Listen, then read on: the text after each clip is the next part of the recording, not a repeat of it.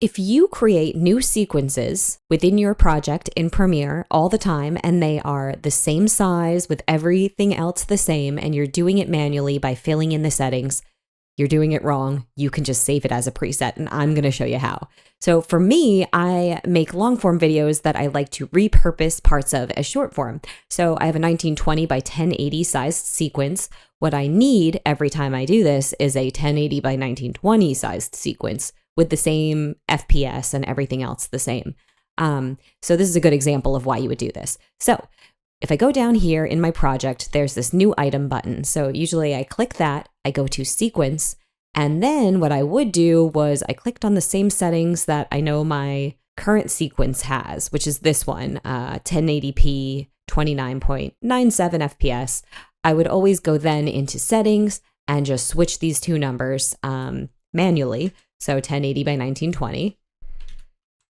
And everything else is good. I liked this frames per second. It all looks good. What you may want could differ, but the general idea of saving it as a preset so you can reuse it if it's something you use a lot is the same. So your information may be different, but what you're gonna do, save this preset, same thing. So this is what I like. I'm gonna go to save preset. What I'm gonna call it is vertical 29.97 FPS. Cool. So that will be its name when it's saved as a preset. You can name it whatever you like, give it a description if you want, hit OK, and you'll see that something new has happened.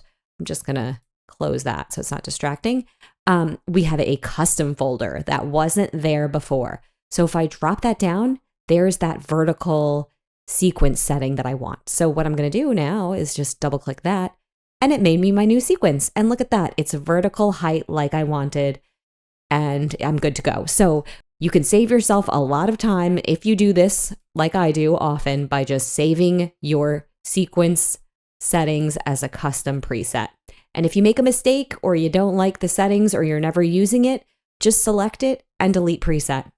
And it's that easy to get rid of. So I hope this helped you guys. If it did, give me a like. Check out my playlist in Premiere with more tips and tricks like this.